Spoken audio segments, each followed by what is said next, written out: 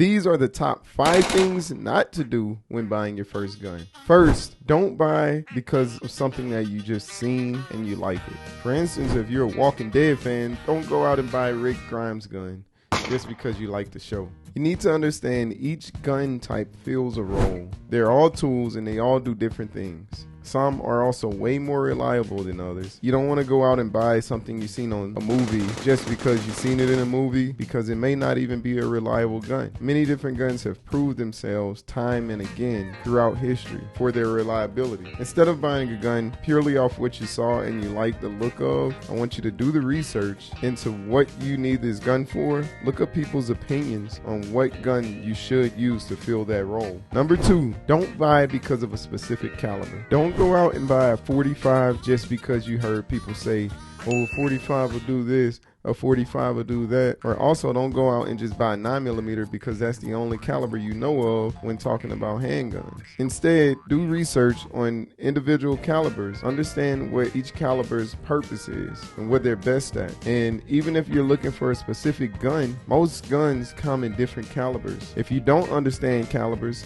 click the video at the end of this video. Number 3, and this is a big one, don't try and save money on purchasing your firearm. This is super important if it's for self-defense. Usually trying to save a lot of money will lead to you purchasing unreliable firearms.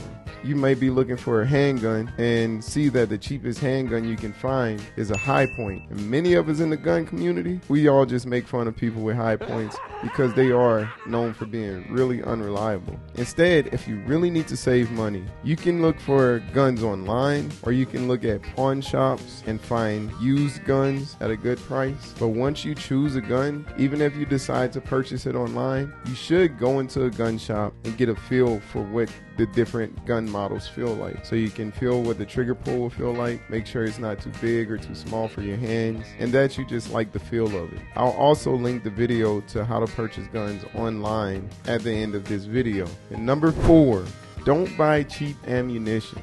There's typically 2 different types of ammunition you should be purchasing, and that's ammunition for the range that you're just going to shoot to train and get proficient with your firearm with, and self-defense ammunition. The reason why you're buying 2 different types is the cost, because range ammunition is typically 1/3 the cost of self-defense ammunition. Range ammunition is usually just full metal jackets. The reason why we don't use them for self-defense is because they don't leave as much energy in your target, so they don't have the stopping power your self-defense ammunition will have. And your self-defense ammunition, you should shoot sometimes, so you can also make sure they function through your gun well. But typically, we hold on to our self-defense ammunition for self-defense, and we run range ammunition through our guns all the time whenever we're just going to the range to train with. So when you're purchasing your firearm, there should be 2 types of ammunition. You get range ammunition and self-defense ammunition. If you're at any gun shop, they'll explain the difference to you. And number 5, which is probably the most simple point to get across, is don't purchase your firearm without purchasing sights unless your gun already has sights on it. Pretty much all handguns will come with your sights already on it. But if you're purchasing something like an AR-15, most aren't going to come with the sights, and you absolutely need sights to be able to shoot your gun accurately. I see people online, they're holding guns with no sights attached. I really don't know what they plan on doing with it except missing a bunch of targets, because you honestly can't hit anything without sights.